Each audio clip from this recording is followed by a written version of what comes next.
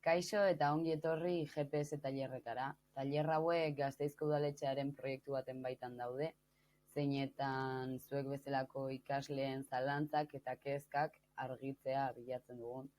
Batez ere etorkizunari begira, etorkizun bai laboral eta bai akademikoari begira. Hortaz, orientazio programa bat da, eta espero dut zuentzako lagungarria izatea. Tailer honetan, konkretuki edo zehazki, motivazioaren kontzeptua landuko dugu, eta baita gure etorkizuneko aukera hori gure motivazioarekin bat etortzearen garrantzia ere. Ni Aitziber naiz eta laguntzeko nago hemen, bideo honen bidez. Azalduko dizkizuet diapositibetan topatuko dituzuen dinamikak edota teoria, eta bideoa nahi beste paratu dezakezue, aurreratu dezakezue ere zuen etaparekin bat ez datorren informazioa entzuten baduzue, eta espero dut laguntzazkoa izatea. Aurrera baldin bagoaz, lehenengo diapositiba honetan topatuko dugu bineta batzuk, hausnarketarako proposatu ditudan bineta batzuk dira. Askotan, horrelako aukera bat egin behar dugunean, horrelako hautapen bat egin behar dugunean, galdera asko sortzen zaizkigu, informazio gehiegi daukagula sentitzen dugu, gu bakarrik galduta gaudelaren sentsazioa ematen digu, eta, sentipen hauen guztien inguruan tartetxo bat hartzeko, hausnartzeko tartetxo bat hartzeko, diapositiba hau proposatu dizuet. Behin hausnarketa hau egin duzuela, zuen kideekin, zuen familiarekin partekatzea gomendatzen dizuet. Izan ere, askotan esan dudan bezala bakarrik sentitzen gara, baina behin partekatzen ditugula, sentitzen ditugun gauza denak, ulertzen dugu badaukagula gure inguruan ere euskarria eta sostengua, eta gu bezala sentitzen den jendea ere, gure esperientzia berdina bizitzen ari den jendea. Aldiz, baldin badaukazue txikitatik oso argi, bokaziozko sentipen hori baldin badaukazue, primeran, konpartitu dezakezue ere bai, eta goaz aurrera. Hemen daukagu gure lehenengo dinamika, nire ibilgailu ideala deitu duguna. Dinamika honetan edo ariketa honetan proposatzen dena da zuek marraztea, zuen kuadernoetan edo orrialderen batean edo, zuen buruan nola ikusten duzuen ibilgailu batean irudikatuta. Hau da, hartuko duzue ibilgailu baten marrazkia, eta egingo duzue pentsatuta etorkizun horri begira nola dijoan gure ibilgailua. Baldin bagaude, ja prest, dena gurpilak ondo, karrozeria ere ondo, era egokian, gasolinaz beteak eta horrela, edo aitzitik baldin badaukagu oraindik konponketaren bat egiteko, edo ez bagaude prest ateratzeko oraindik, pentsatu dezakegu ere bai gu gauden ibilgailu hori gidatzen edo kopilotoaren eserlekuan goazen, beste norbaitek gidatuta, beste norbaitek hartuta gure etorkizuneko erabaki hori, ere pentsatu dezakegu, gure bidea nolakoa den, zidorrez beterik badagoen, bide bat baino gehiago daukagun, edo kurba asko baldin badaude, edo bestera baten ere zuzen baldin bagoaz gure helmuga horretara ere, horrela markatu dezakegu gure marrazkian.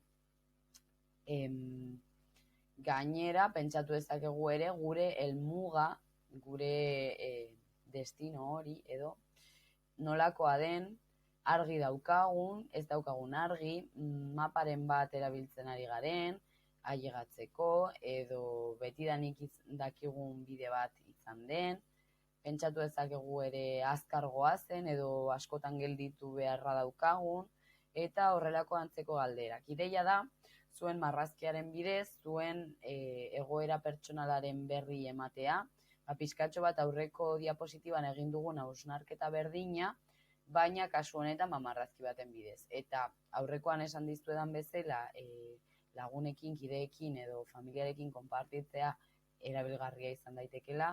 Honetan ere proposatuko dizuet, klase onlineen bat baldin badaukazue, edo bideollamaden bat egiten baduzue, edo horrelakoren bat, konpartitzeko ere zuen marrazkiak eta kontatzeko pixkat, modu hausnarkor baina dinamiko batean, nola ikusten duzuen zuen burua, ni naiz bizikleta bat, edo ni naiz apurtutako motor zahar bat, edo ni naiz todoterreno bat, edo zertara moldatu naiteke, dena delakoa, bale? Eta behin hausnarketa hau egiten dugula, pasako gara motivazioaren kontzeptua aztertzera pixkatxo baten. Motivazioa hemen ikusten duzuen bezala aurrera egitera garamatzan bulkada da, hau da, mugitzera bultzatzen gaituen hori ez, gure gogoak izan daitezke, gure indarrak, zerk motibatzen gaituen, zerk mugitzen gaituen. Motivazioa ikusten duzuen bezala, bi montatakoa izan daiteke, edo behintzat horrela sailkatu dugu, barne motivazioa edo kanpo motivazioa. Barne motivazioa izenak dioen bezala, gure barnetik datorren motivazio hori izango da, hau da gure barrenetatik, guk geu daukagun motivazioa, hau izan daiteke zerbait egiterakoan, adibidez irakurtzerakoan, lortu dezakegun plazerra, gure burua superatzea edo dibertsioa, horiek izan daitezke gure motivazio propioak, ez barne motivazioak. Eta kanpo motivazioa, ordea izan daiteke kanpotik eskaintzen zaigun ura.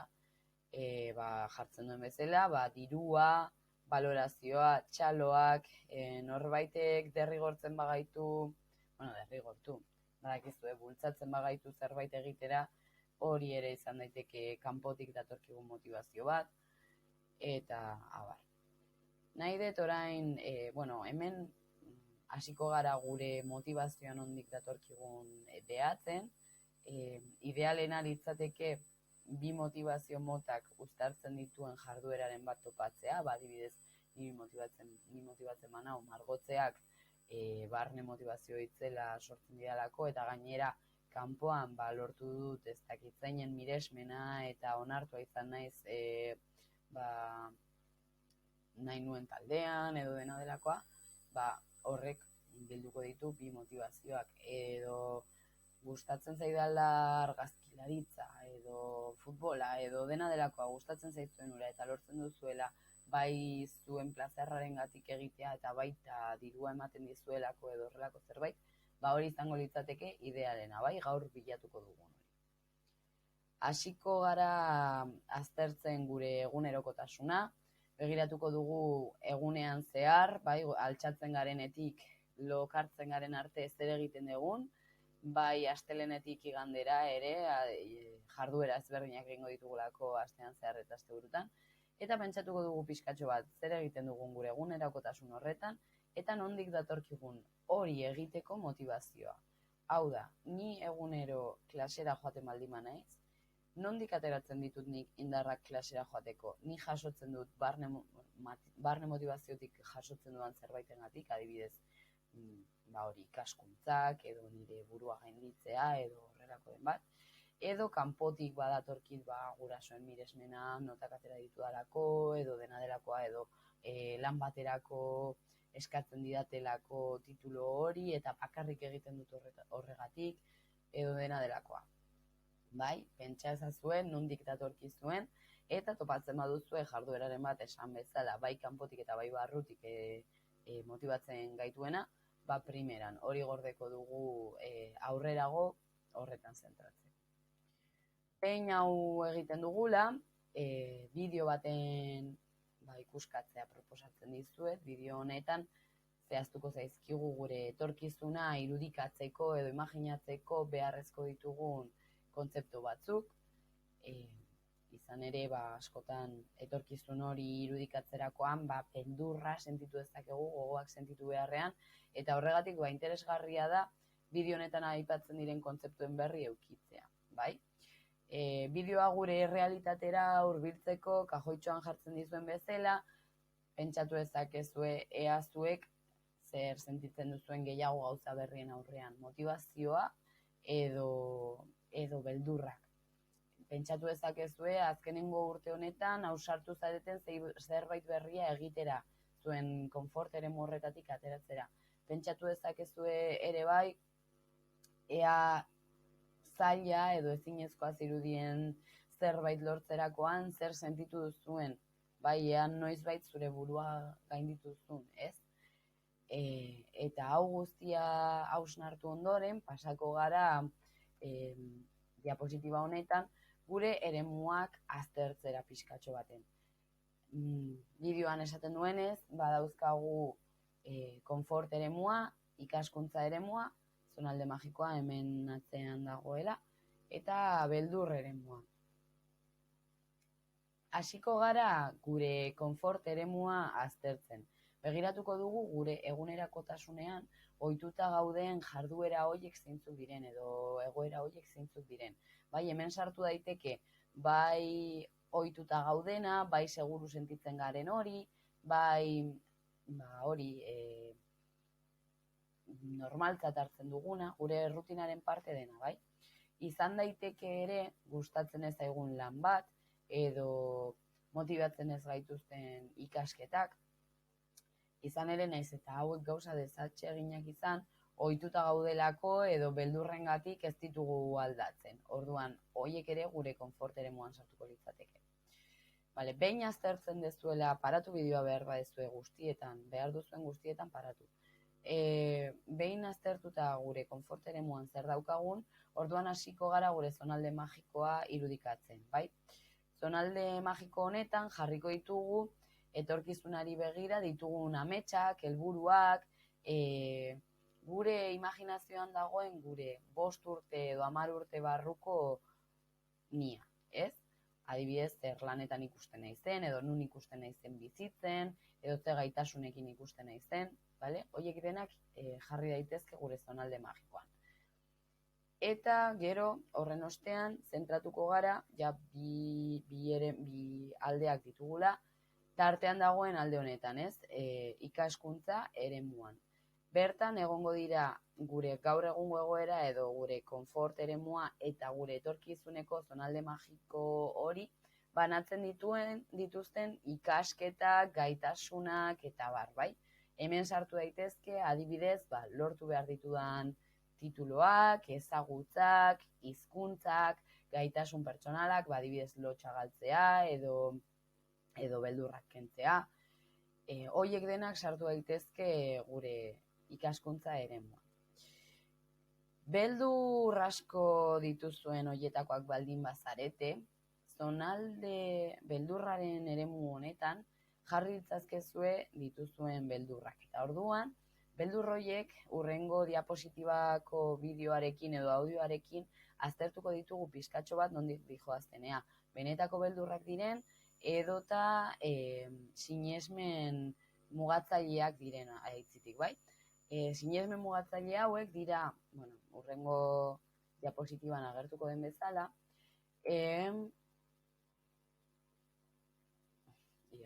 jartzen zaigu, dira gure buruak sinesten dituen pentsamendu batzuk, adibidez ez naiz gai, barregarri geratuko naiz, ez dut horretarako balio, ez naiz izango bere gustukoa, edo horrelako pentsamenduak gure buruan daudenak eta erreal bezala sentitzen ditugunak, baina beldurretatik abiatzen direnak eta ez errealitatetatik. Bai, askotan beldur hauengatik edo sinesmen mugatzaile hauengatik ikusten dugu gure jarduna mugatua edo guri trabak jartzen dizkiogula, gure buruari trabak jartzen dizkiogula, eta ez gara ausartzen egin nahi ditugun gauza horiek egitera. Gomendatzen dizuet, bideotxo hau ikustea, ipuin bat da, eta hausnarketarako erabiltzea. Bale. Hau pasatuta, bueltatuko gara pizkatxo bat aurreko bideoan ikasi dugun horretara. Gogoratzen zarete bazeudela beldurrak atzeraka tiratzen eta motivazioak aurrera tiratzen, aztertuko dugu pizkatxo bat gure gaur egungo nia. Marraztuko dugu gure irudia, bai erretratu on bat egiten, bai horrelako moñigote batekin, berdin du, eta idatziko dugu alde batetik zerk ez nauen usten aurrera egiten, zerk beldur ditudan, edo ze karga ere izan daitezke, ze ardura ditudan atzean, eta aitzitik zer animatzen nauen bideo hori egitera, ikasketa horiek astera, edo lan berri bat frogatzera, edo hizkuntza bat ikastera, edo hori dena, bai? Gure ikaskuntza eremuan zeuden gauza horiek egitera animatzen gaituen. Eta behin hau pixkatxo bat argitzen ari garela, eta gure hausnarketarekin jarraitzeko, gure etorkizun hori irudikatzen jarraitzeko, hemen daukazue Borja Luzuriaga youtuberraren bideo bat, Luzu Vlogs, batzuk ezagutuko duzue, seguruenik. Bideo honetan hitz egiten digu berarentzako arrakastaren inguruko definizio baten, dirua baztertzen du eta ahaleginaz eta gogoaz mintzatzen zaigu. Bai, orduan hartu bideo hau ikusteko tartetxo bat, 5 minutu dira, eta pentsatu ea zuek zuen etorkizun ideal hori lortzeko zer ari zareten egiten. Ari zareten ahaleginak edo esfortzuak egiten, ari zareten denbora dedikatzen, konstantzia dedikatzen hori lortzera, bai? Eta, bueno, aurrera joango gara.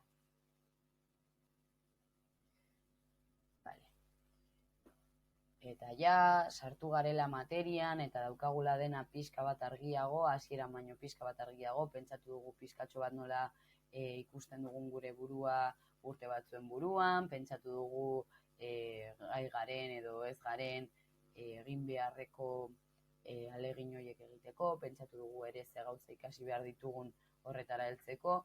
Orduan, orain hasiko gara, ja gure etorkizun hori proiektatzen, baina modu konpletoago batean. Horretarako saiatuko gara galdera hauek erantzuten, bai?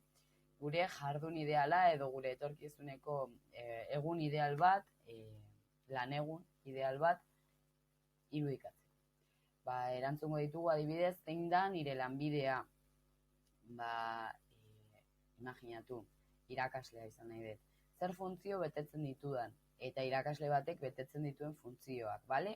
Ez bakarrik klasea ematea, baizik eta atzetik dagoen lan guztia, gurasoekin, umeekin, egiten dituen gauza guztiak. Askotan, zentratzen gara titulo batean, ez, nik nahi dut youtuberra izan, edo nahi dut izan bideojoko sortzailea, edo nahi dut izan, ez dakit, medikua, edo nahi dut izan astronauta, ez dakit.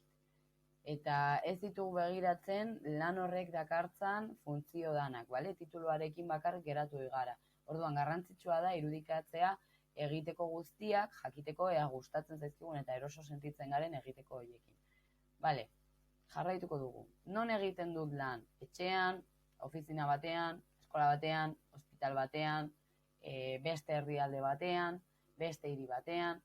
Nolakoa da nire lan leku hori?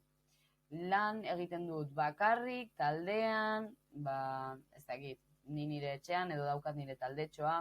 Nolakoak dira nire janzkera, izkera, jarrera, uniformea daramat, edo informalagoa naiz, edo ez dakit, trajearekin joan behar dut. Eta azkenik zergaitik gustatzen zaigun lan hau, bale? Zer eskaintzen digun, zer motivazio jasotzen dugun lan hau burutzerakoan. Vale? Zer pizten zaigu lan hau burutzerakoan. Hori jasoko dugu. Normalean, hau klasean egiten dugunean, klaseko kideekin partekatzen dugu atera diren jardun idealak, eta gauza interesgarriak ateratzen dira, eta gainera askotan gauza antzekoak ateratzen diren horietan, asoziazio edo proiektu bateraturen bat egitea proposatzen diegu ikaslei. Orduan, zuek ere badaukazue aukera, zuen lankideekin edo zuen ikaskideekin partekatzeko hau, interneten bidez bada ere, eta ikusteko besteek dituzten ideiak, ikusteko ere agian baten batek zuen ideia antzeko bat baldin badauka, elkarrekin formatu zaitezkela edo elkarrekin lan egin dezakezuela horretan, eta bale? Eta behin hau bukatzen dugula, sari banaketaren momentua iritsi zaigu. pentsatuko dugu dinamika honetarako aurreko jardun hori burutzerakoan, aurreko lan hori burutzerakoan, jaso duzuela sari bat, zuen taldeak dedikatu dizuela sari bat, edo sektoreko norbait garrantzitsua dedikatu dizuela sari bat, eta hori jasotzerako orduan, bai zure lantaldeak eta bai zuk diskurtso bat emango duzu, ezta? Lantaldea hasiko da diskurtsoa ematen eta esango dizu, merezi duzu sari hau egin duzulako tal. Eta zuek ere, zuen taldeari eskertuko diozue sari hori. Eskerrik asko, beti egon zareterako nirekin, edo tal. Vale. Behin irudikatuta, imaginatuta zuen buruan, jasoko zenituzten diskurtso horiek, nahi dut fijatzea, gehienetan, jasotzen ditugun goraipamen horiek edo txalo horiek edo, izango direla gure gaitasun pertsonalengatik, gure jarrerarengatik, gure balore pertsonalarengatik eta ez hainbeste tituluengatik.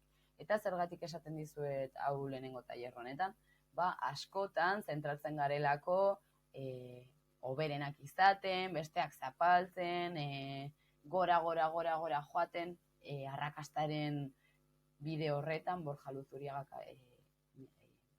aipatzen zuena, eta ahazten gara gure balorerik handiena, bai ikasketa batzuk lortzerakoan, bai lan bat lortzerako orduan, gure jarrera, gure pertsonalitatea izango direla, gure izaera eta gure balore pertsonalak. Orduan, pentsatu, banaketa honetan, zuen saria izango dela zuen aleginari, zuen motivazioari, zuen esfortzuari, zuen jarritako laguntzagatik, edo emandako apoioagatik, edo oso pertsona, oso giro alaia sortu duzuen pertsonak zareterako, edo horrelako gauzengatik izango delako ziurrenik, eta ez titulorik altuena lortu duzuelako. Orduan, ez ahaztu, beti jarrera dela garrantzitsuena, bai, etorkizunari begira ere bai. Azkenik eta ja tailer honekin bukatzeko, hemen utziko dizuet, ikusten badezue hemen behian udaletxearen webguneko linka. Link honetan badaukazue gazteentzako atal bat, zeinetan informazio pila bat topatuko duzuen, beraien ikasketen inguruan mintzatzen diren ikasleen bideoak, zuen perfila ezagutzeko, zuen interesak ezagutzeko testak, ez dakit, gaur egungo eskaintza akademikoa azaltzen duten linkak, Arabako FPA edo unibertsitateko ikasketak linkatzen dituzten linkak. Baita zuen lehenengo lanetarako prestatzeko kurrikuluma egiteko gidak, edo elkarrizketa bat prestatzeko gidak, eta praktikak egiteko orrialdeak, eta luze bat. Orduan, zalantzarik eratu baldin bada, hemen daukazue webgunea, espero eta tailerra hau erabilgarria izana, eta hurrengo batean ikusiko gara. Eskerrik asko zuen arretagatik eta laster arte. Agur!